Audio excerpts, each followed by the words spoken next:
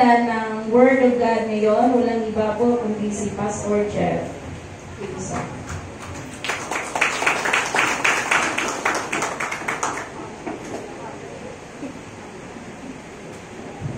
Okay, good morning sa bawat isa. Supposedly, dapat po si Papa mag-preach ngayon, but sabi ko sa kanya, sa akin muna pa kasi almost 1 month ako mawawala, no? sa church. So ako po ay kami po ni Mrs. No, ay magpapakasyon. Hindi naman bakasyon talaga, no? Pero yun ang naging word eh. No, kami pa ay uuwi sa probinsya para naman makita ng side ni Mrs. yung kanilang apo. Kasi kung kami lang, wala na eh, okay na eh. Pero may apo eh, kaya kailangan makita eh. So, praise the Lord, no? Kaya, supposedly kay Papa po ito na slot, pero ako po ang nag-request, no? Na ako muna, para po ay masulit natin. Hallelujah. Ang aking panahon habang ako ay nandito pa sa Maynila. Praise the Lord. I know na kayo po ay gutom. In fact, mayroon pong hindi nagapunan dito para po ay mapagandaan. Mapagandaan ang ano. So, una, bumabati mo na ako no, sa nagdiwag ng karawan. Melmer! Praise the Lord. Hallelujah. Pinagandaan ka ni Ate Alvin ng cake. Walang kaso, walang ano. Walang yung number. Okay. Praise the Lord. Sa mga bisita natin, let us palakpakan natin yung mga bisita natin. Yung pinsan ba ni Sister Ruby? Pinsan, ano? At palakpakan natin. Name! Eric! Palakpakan natin si Eric o Gintuli. Praise God. Single taken or... yun. Okay. And then meron din po tayong bisita rin po, no? Ano po ito? Girlfriend ni Kuya Sansan. Ano pangalan? Amy. Basta yun na yun. Okay, so praise the Lord. Palakpakan po natin si ate. Okay, ate, welcome po kayo ate, no? So, sino pa mga bisita natin? Praise the Lord. Yung mga, nabanggit na yung mga tropa ni Ibiboy. Buti at nahatak mo dito. Okay? At hindi ka mahatak doon. At of course, praise the Lord, ano? Let us also welcome ang mga yung mga bisita din po natin, yung mga matagal po natin hindi na nakasama at nakita, no? At alam niyo na kung sino kayo. Welcome po kayo sa tahanan ng Zion. Napakalat ng Panginoon kayo sa hallelujah. Yung pinakamalakas sa plaka sa Panginoon. So, kung kayo ay gutom na, mas talo po ako. Pero dahil po ay kayo po ay nakatayo lang, ay nakaupo lang, so paspasan po natin. Hallelujah. Siguro wala pang 11 matatapos na ako. Mark my words. Okay? So, my title for today is Christmas is the time to remember. Christmas is the time to remember. But before that, pwede bang tapikin mo ang katabi mo at sabihin mo, Merry Christmas. Na dahil mga born again tayo, dahil po mga anak din ng Panginoon, okay? Tapikin mo ang katabi mo at sabihin mo, Blessed Christmas. Praise the Lord.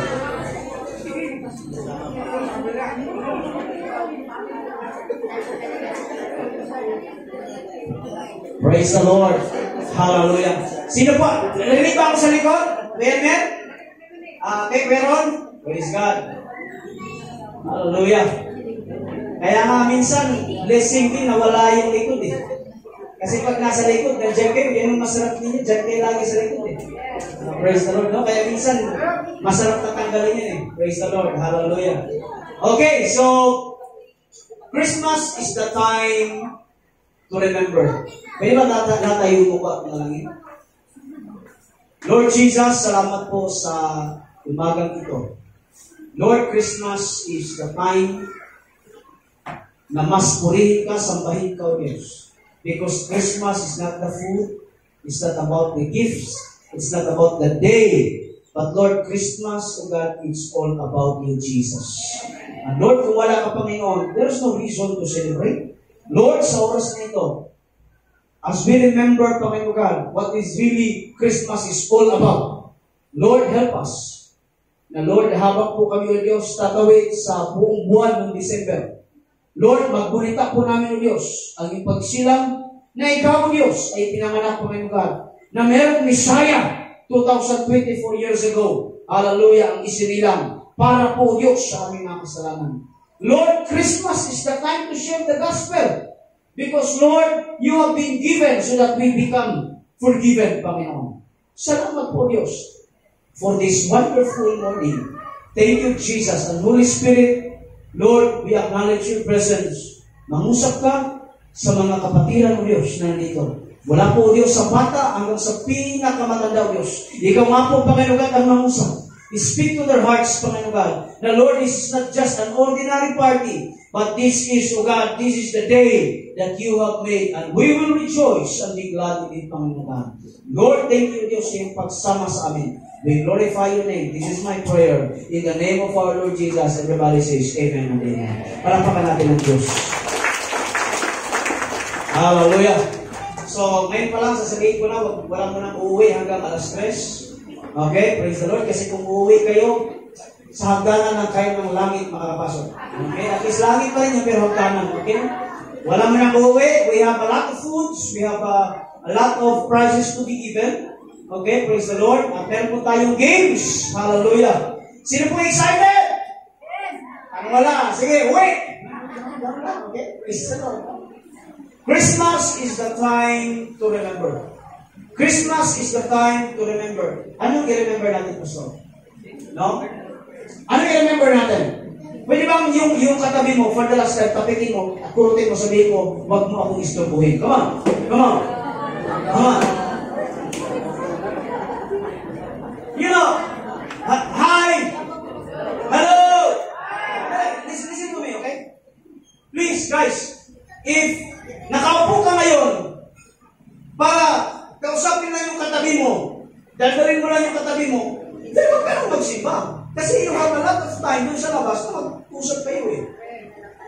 Kung nandito ka sa loob para mag-cellphone at mag-Facebook, ay huwag ka nang magsimba. Why? Kasi you have a lot of time na mag-Facebook dun sa labas. But just give God a time really to mangusap sa inyo. Because this is the day na hindi para sa iyo, this is the day para sa Panginoon. Hallelujah, amen? So, masyado tayong maluwag, atin kung medyo higpitan. No? Hallelujah. Kaya nga minsan ang mga bata ngayon ay wala nang ganong respeto sa mga magulang. Lahat ng tatay magsabi ng amen. Di ba? Tingnan mo, nag-iyaw mo na. Sabi mga ilunggo. Okay? Kaya kung tayo, dapat po natin masyadong, hindi naman masyado, dapat bigyan natin ng reverence at respect ang ating Panginoon. Amen? Madalas time, sabihin mo yung katabi, huwag mo akong kausapin muna. Come on, church. Hallelujah. No? Pero yung sa simbahan, ito nag-uusap, naupo mo yung gasol. Yung susi, kaya sa ko na, parang ganun ba, no? So, you are like Martha. You are like Martha. Be like Mary. Amen, mga kapatid? No? So, Christmas is the time to remember. Remember of what, Pastor? Nag-pray na tayo? Nag-pray na tayo? Amen? Number 1. Christmas is the time to remember that every time is God's perfect time. Tama hinanginan? God's perfect time. You know, in Galatians chapter 4, verse 4, next slide please.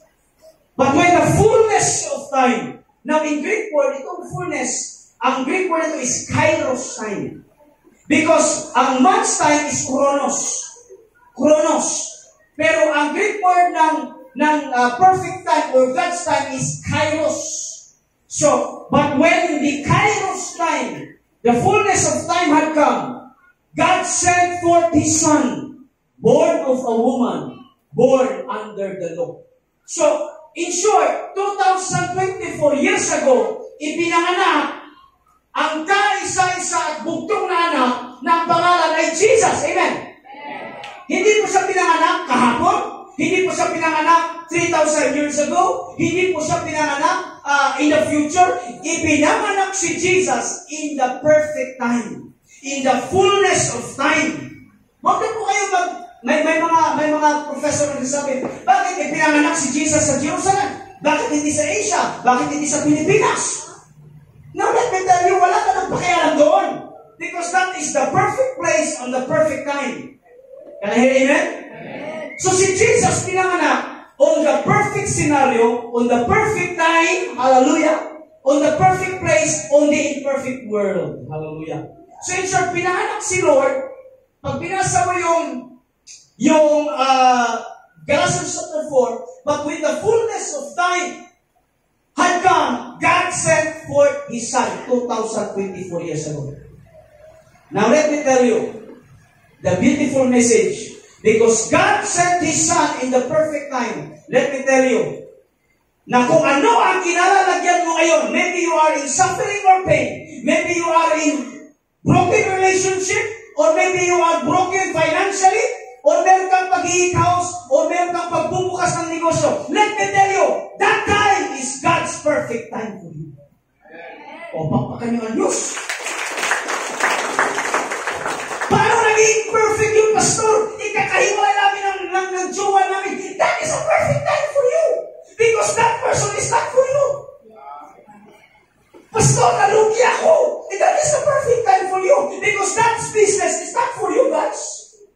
So everything, because nakipag-isa na tayo kay Jesus, and Jesus lives in us, everything that we have is God's perfect time. Wow, parang pagkatuwa Diyos. So, number one, Christmas is always God's perfect time. Perfect time. Hallelujah. You know, in Habakkuk chapter 2, verse 3, sigate. Kayang magbasa, para maliwanagan kayo. 1, 2, 3, go. For still the vision of the weeks is a appointed time. If it is so, wait for it. It will surely come. It will not delay. For the time of God, if it seems slow, para sa iyo, parang bagal, Lord. Parang gusto ko na makagraduate, sabi ng mga bata.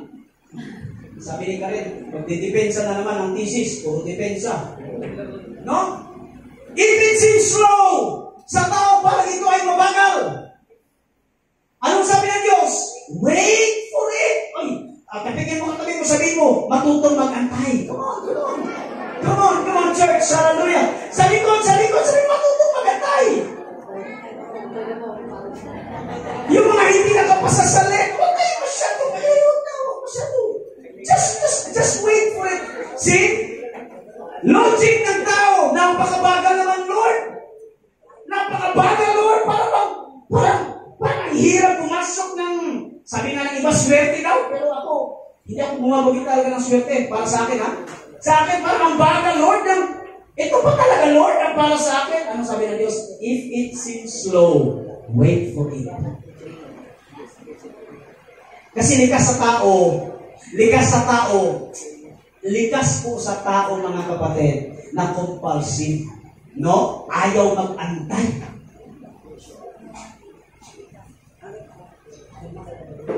Kaya marami po actually. Marami po na mga tao na failure because ayaw mag-antay.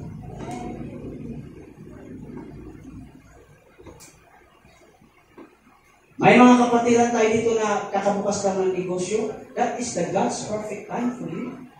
Hindi kayo nagbukas next year. Nagbukas kayo on the perfect time.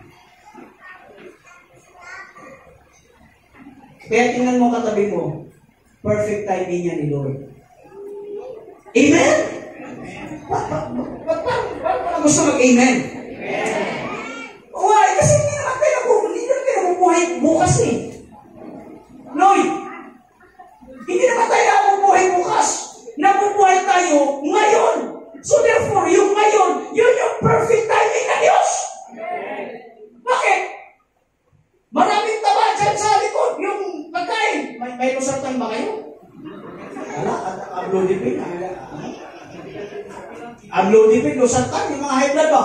Yung BP umabot na ng 180 over 100. Maghinay-hinay kayo ha. Alam niyo ba yung mamaya na magyayari? Of course hindi. So therefore, whatever, one step at a time, lahat yan ay plano at perfect time ng Diyos. O kanayarimin. Kung bakit hindi ka pa kinukuha ng Diyos? Because that is the will of God para sa atin. Kung ikaw ay nagkasakit this year, that is the God's perfect time para sa iyo.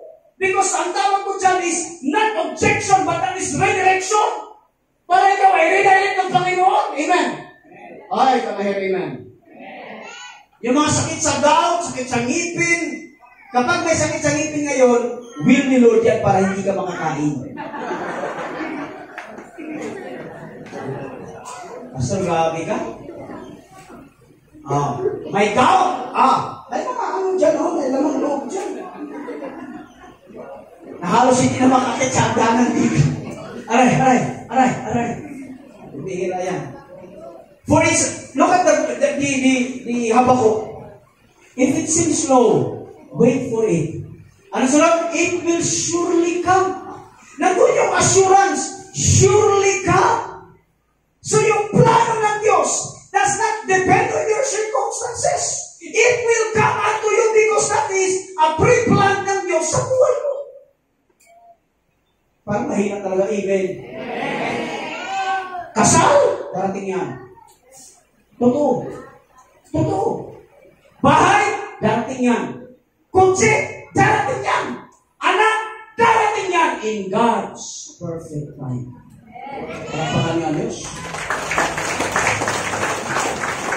Magka-lisensya ka, God's perfect time. Makahanap ka ng kapartner sa buhay, God's perfect time. Can I hear amen? Tapikin mo ang katabi mo, sabi mo, God's perfect time. Makabawi ka sa lalugin mong negosyo, yes, in God's perfect time. Palapakan ng Diyos.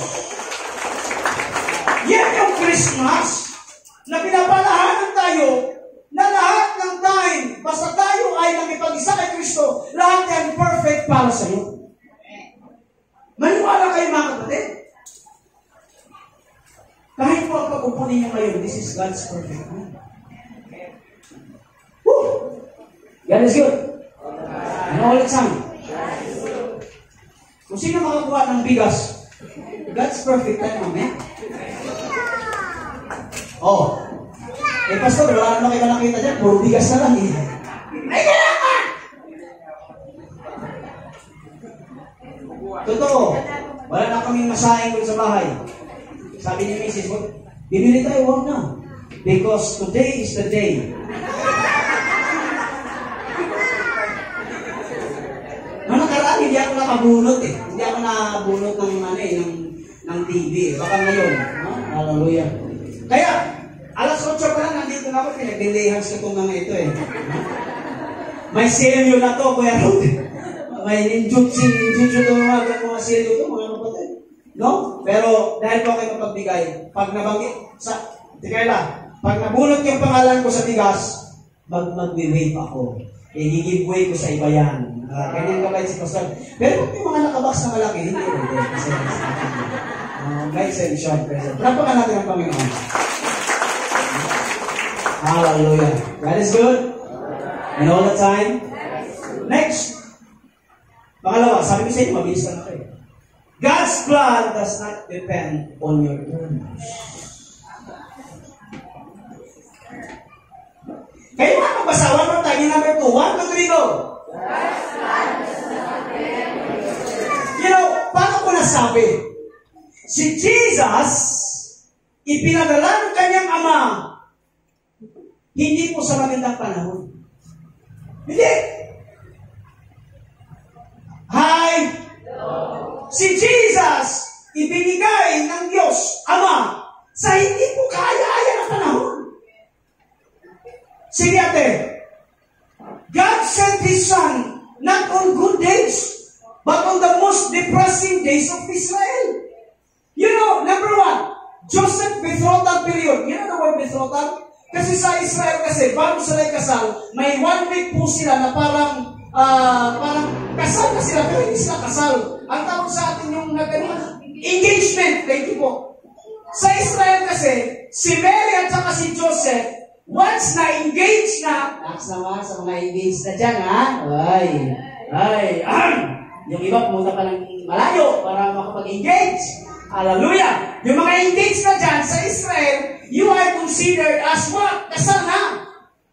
Kaya nga, ito si Joseph at saka si Mary, engaged na sila, ikakasal na lang. Nung nalaman ni Joseph that the love of his life, the apple of the eye, he's precious. Yung kanyang, the precious, yung kanyang pinakamamahal, nalaman niya na nagdalang tao, na buntis. Kasi that time, wala pang revelation sa kanya, sino nakabuntis. At you know what? Palihim niyang hihiwalayan. Kasi pag nalaman ng public na si Mary ay nabuntisan, hindi ni Joseph, babatuhin siya hanggang mamatay. Because that is a public execution. Kaya nga, ang sabi niya, palihim niyang what? Palihim niyang hihiwalayan si Mary. But the angel appeared to him and said, huwag mong hiwalayan si Mary because ang kanyang nasa sinapupunan ay tagapagligtas and you will call him Emmanuel. God is with us. Can I hear amen? So, dumating si Jesus in a depressing way. Meron akong asawa. Isa, of course. Nalaman ko na naburos, tapos, ay, amot na lang. Iuli ginawa ng mariwa. Nakaka-depression kay Joseph. But you know, anong sabi? Ang plano ng Diyos does not depend on your terms. Can I hear amen? 400 years na walang prophecy. Alam natin yan. Bago dumating si Jesus Christ, 400 years na walang prophecy. Pag walang prophecy, walang prophets. Can I hear amen? Ulit ko walang prophecy, ibig sabihin, walang word of God. Kasi wala namang Bible na time eh. Walang Bible na time. So kumukuha sila ng word of God, saan? Sa prophets. Can I hear amen? Ang meron sa kanilang kasulatan. Pero that is the law. Kasulatan, kautusan yan eh. Iba pa rin yung word of God na galing sa prophets. 400 years, Pastor. Ano yung 400 years? Hindi ko alam. Mga kapatid ko sa Panginoon, tandaan po natin, sinakop tayo nila mula po 1521. So kung susumahin mo, panahon pa nila mula po hanggang ngayon, yun yung tahimik ng Diyos. Walang kahit isang single word na nabanggit. So ang ginawa ng mga Israelita, kanya-kanya na lang sila.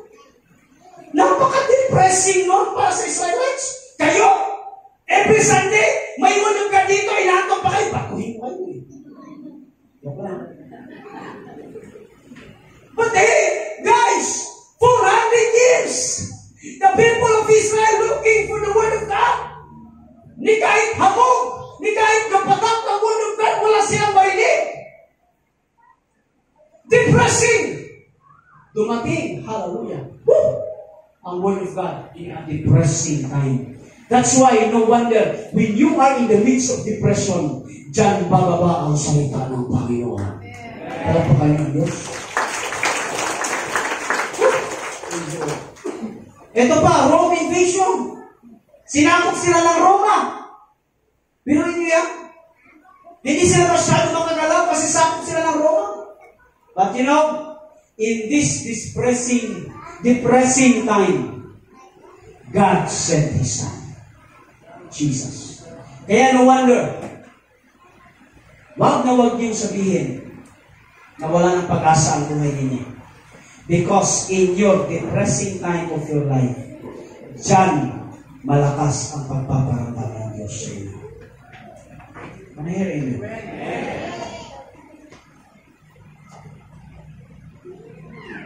Sige ate. Isaiah. Kayo magbasa, 1, 2, 3, go. When you pass through the waters, I will lead you. Through the rivers, mercy shall not overwhelm you. When you walk in the fire, you shall not burn. Your flame shall not consume you.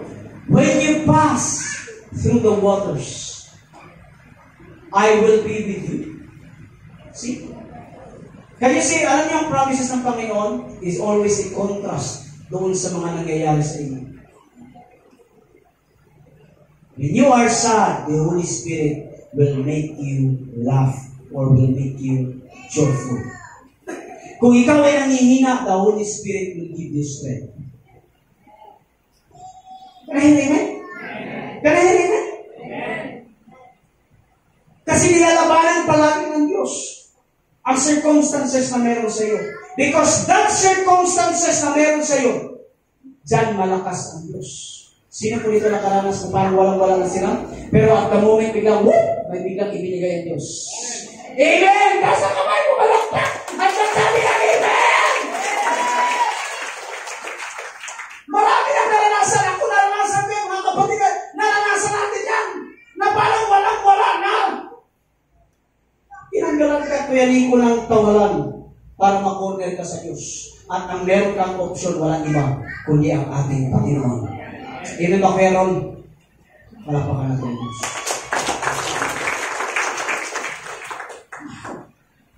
Praise the Lord. Praise the Lord. Hallelujah. Look at there. When you pass through the waters, I will be with you. When you walk through the fire.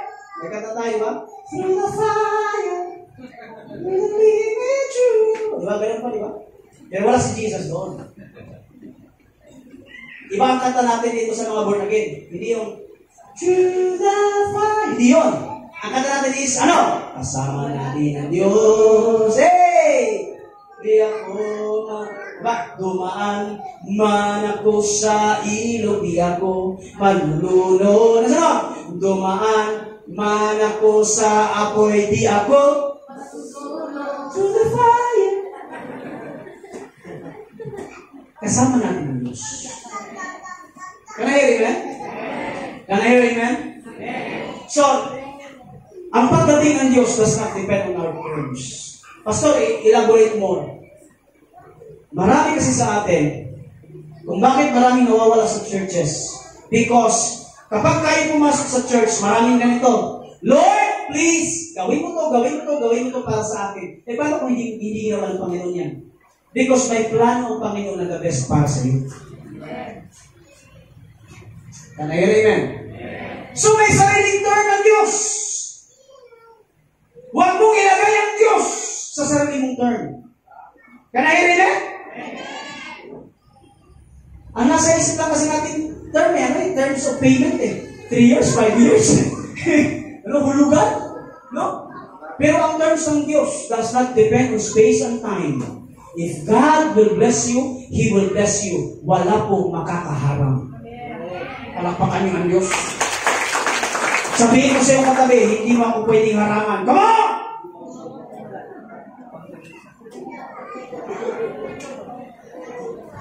Last but not the least, sabi ko sa inyo, mag-aalas 11 pa eh.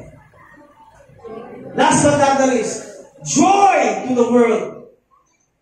Ang Christmas ay pag-remember, hallelujah, that there is joy sa mundo ito. Amen. Let us sing joy to the world.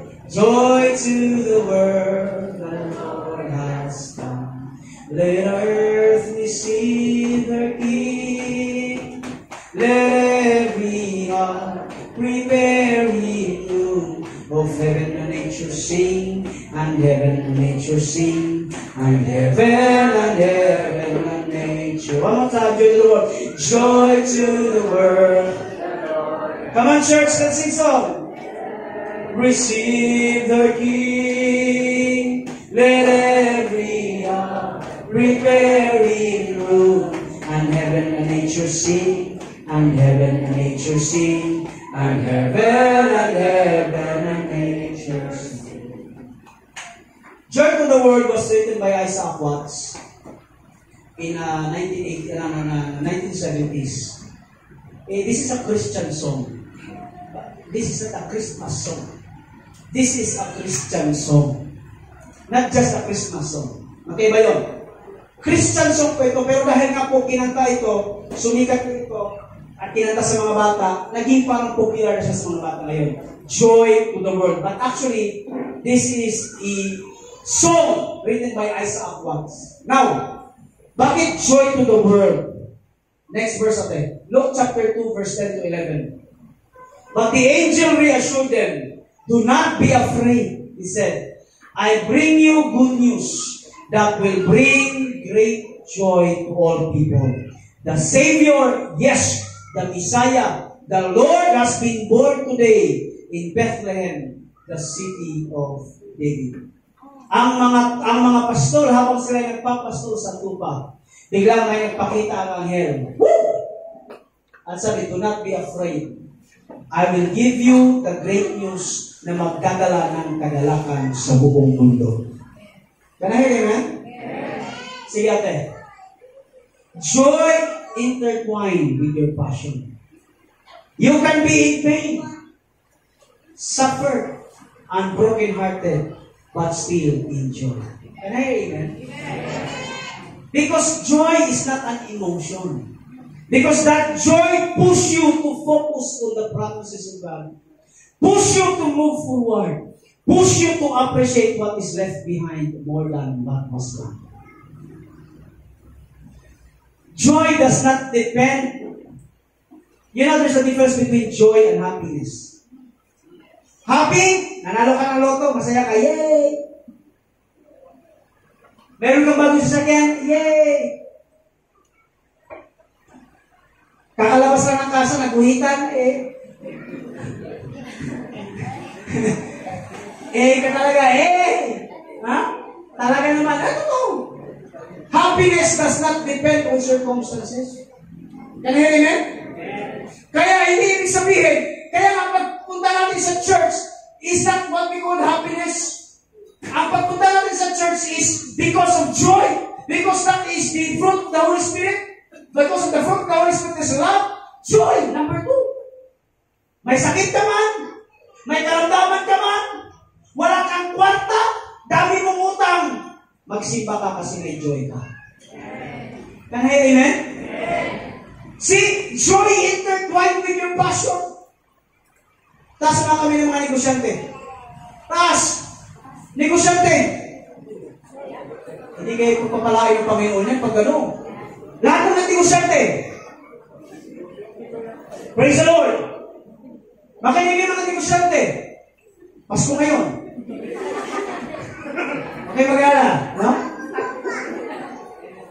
Darating at darating sa inyong negosyo na minsan parang walang kita. Amen! Hello! Yung Gaspar, yung ano mo, dumubro mo doon, hindi naman lagi para ganun yun. Alam mo ang business. Minsan talaga may paglubog.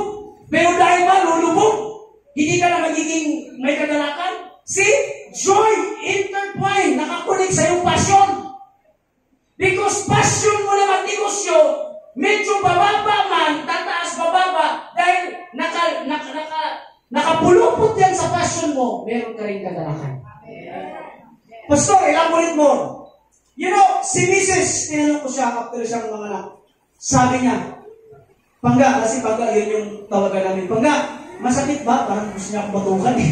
Yung anak sa lagay ko, sabi niya, masakit. Na doon yung pain.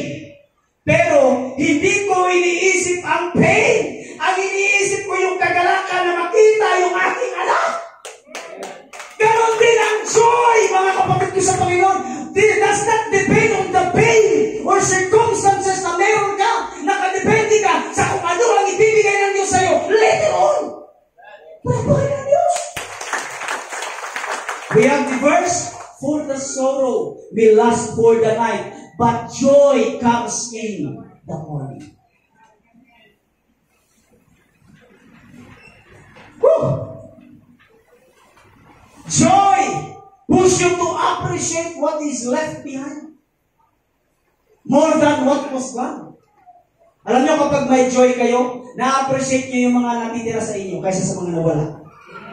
Aha, can I say amen? Amen! Yung mga nang-iwan at iniwan, wag nyo nang balikan. Tapikin mo ang katabi mo, sabihin mo, huwag mo na siyang balikan. May pilosopo pa sa likod, may kasabi, Pastor, love is sweeter the second time around, pastilan. Nakapanood nyo ng Hello Love, ano? Ano na? Hello Love again? Parang eh. Kung ako magka-title, no? Hello Love, pastilan. See? Sometimes, hindi tayo nakakapag-move on. Ito, magmalapit ng bagong taon. Lahat ng may nangyari sa atin this year, iwanan natin. Amen. Iwanan na natin. Can you please tapikin? Kurutin mo, katabi mo, sabihin mo, iwanan mo na. Come on. Sama ng loob, tampo. Grabe. Hindi lang nag-reply kay Pastor, nagtampo. Pasalamat pa kayo, hindi kayo brinat eh. Kaya kung may ganang magtampo. Okay? Can I hear amen? Can I hear amen? Alam nyo, the blessing, alam nyo, blessing, give and take. Amen? Can I hear amen? Ang blessing po ay give and take. Ang problema sa atin, puro lang kayo take and take. Si Pastor, pumupunta sa inyo, minsan.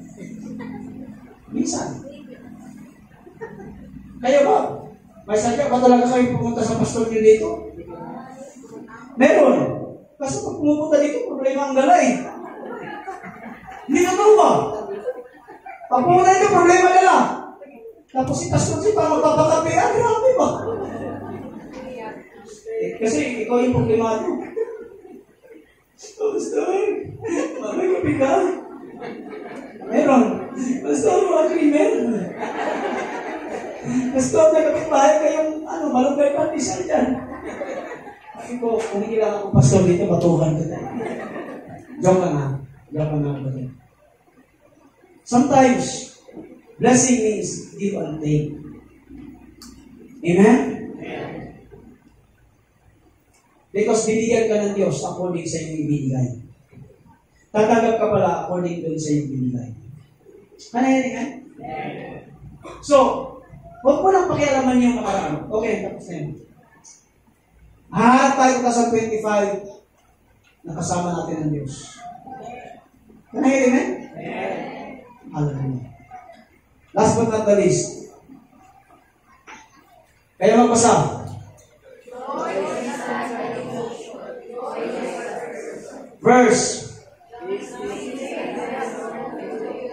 Children, these things, 1, 2, 3, go. These things I have spoken to you, that my joy may be in you, and that your joy may be full. Kapag nagbigay ang Diyos, hindi kukulang. Laging sobra-sobra. These things I have spoken to you, that my joy, sabi ni Jesus, that my joy, yung kagalakan ko, may be in you, and that your joy may be in full.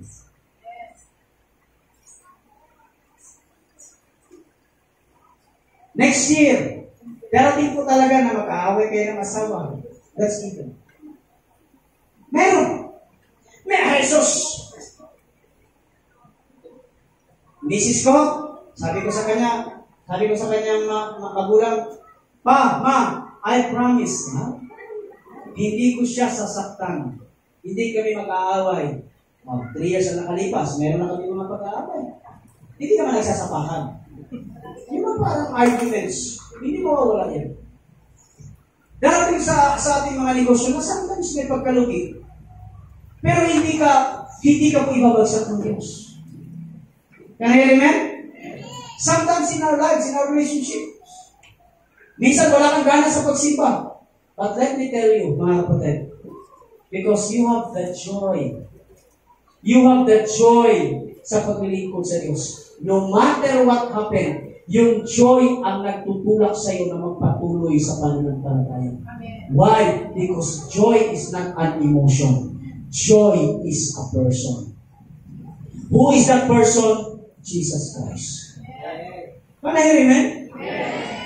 Binuhay mo, hindi ka magsisimba dahil sinabi lang ng kapitbahay mo.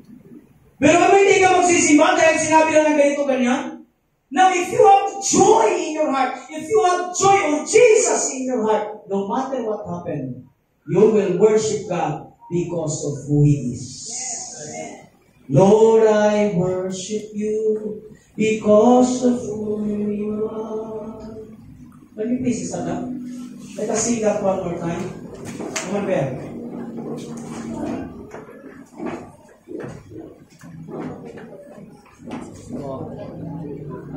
You know the song, beautiful song, because of who you are, Lord.